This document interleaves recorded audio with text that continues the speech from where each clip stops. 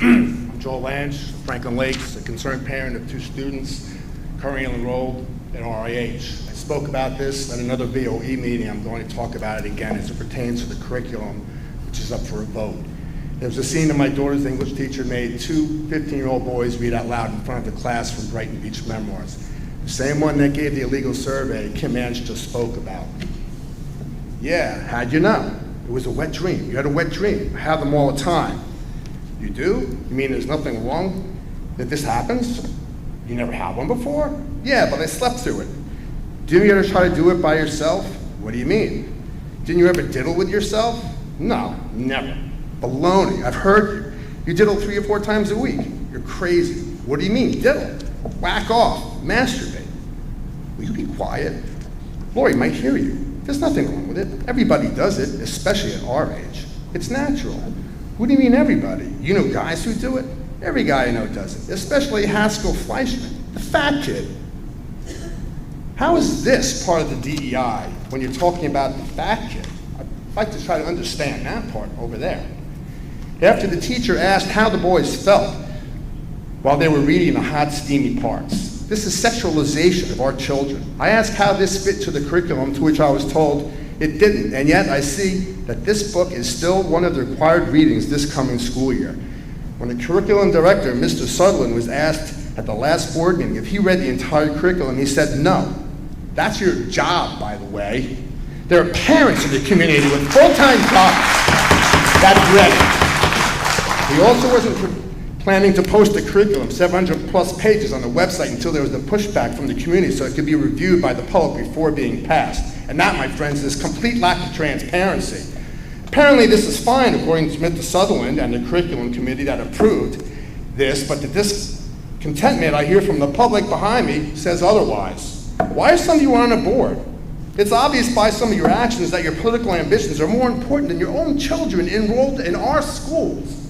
I'd like to submit my statement incorporated into the play in tonight's minutes, and I also hope that I wish the very best to Mr. Ashika. Thank you.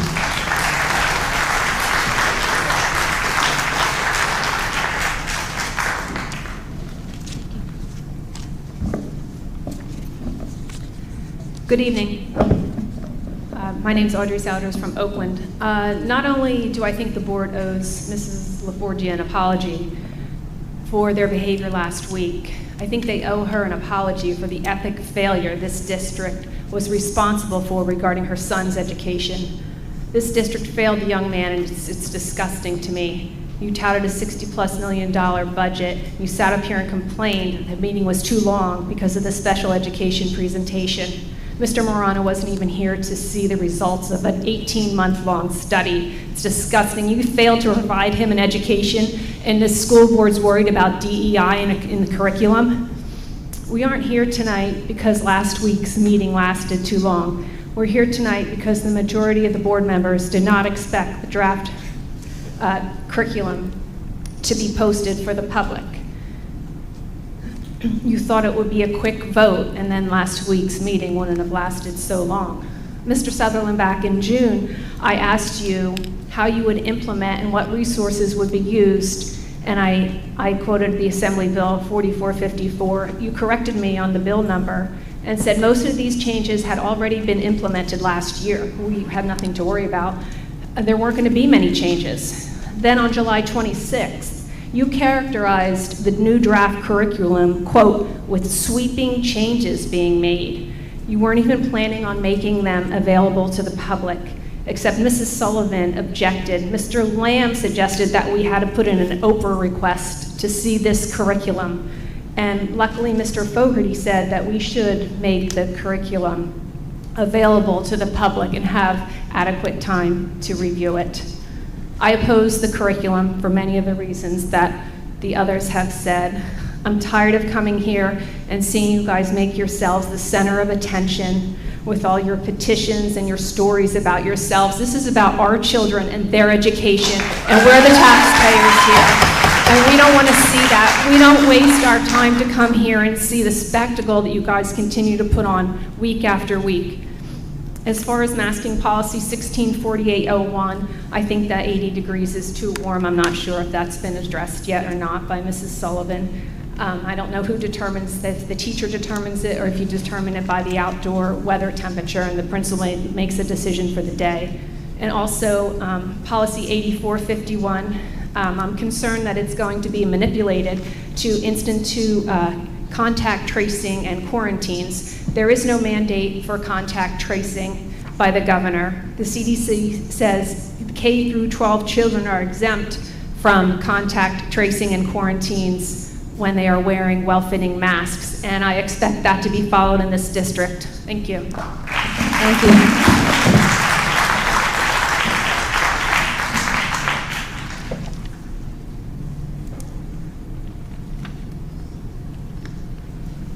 Nicole Check, Oakland. As a white person, I have not been personally subjected to racism, but I do believe it's my duty to highlight the racism I have witnessed in our community. Not because I believe our community itself is racist. In fact, it's the opposite. I believe our community is composed of compassionate people that can do better. If I thought we couldn't do better, I wouldn't be speaking now. But we have to do better. While attending Indian Hills between 2009 and 2013, I heard so many slurs. I heard the N-word, including once directed at a friend of mine who was one of the few black students in the entire school. I heard the F slur for gay people almost every day.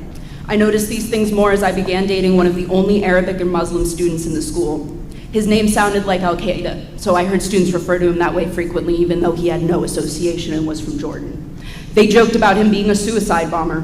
But this wasn't just from school children. When he had recently got his license, he was driving at night, swerved to avoid an animal in the road, and ran up on someone's lawn. The damage was only a patch of torn up grass, 3 feet by 2 feet. His family were honest people, so his dad told him that they would go to speak to the homeowner. What surprised me, however, was that he asked me to accompany them. I didn't understand at first, then realized that they didn't feel comfortable knocking on the door of their neighbor's house as visibly Arabic men. Of course I went. I projected warmth and kindness. They dressed strategically to look as least threatening as possible. The homeowner never opened the door more than a few inches, and I didn't see much of her except for her eyes. But the look she gave us is seared into my memory. It was so fearful. Through the entire interaction in the middle of the day in our nice, safe town. Then my boyfriend and his dad gave her a friendly explanation of the situation and offered to pay for the cost of repair. She didn't even seem to process what they were saying to her. When they were done, she just closed the door. How sad to be so fearful of your neighbor who's trying to do the right thing, just based on the color of his skin and the presence of a beard. This is what this curriculum is meant to help. There is no indoctrination, simply exposure to different cultures, people who look different, people from somewhere besides the US, people from different religions, so that when we meet as neighbors, there isn't that fear. So that there are less barriers in communicating with people in our local communities and our larger communities. And this is necessary especially for young people going out in the world.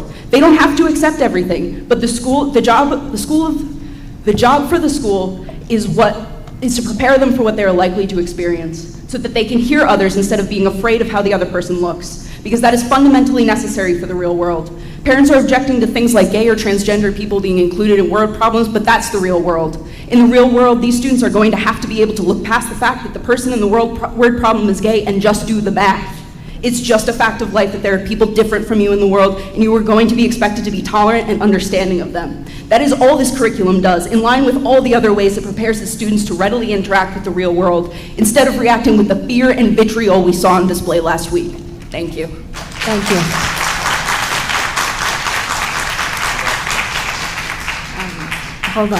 Hold on, can you hold on?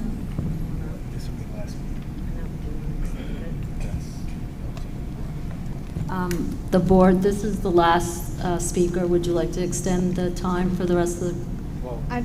I'd like to make a motion to take the 30 minutes for after the action items and tack it on to now so everyone has a chance to speak.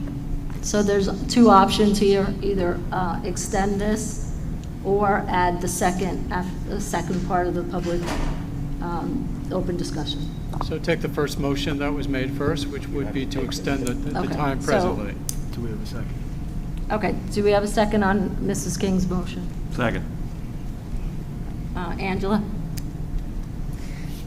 Mr. Fortunato, Yes. Ms. King, Yes. Mr. Kinney, Yes.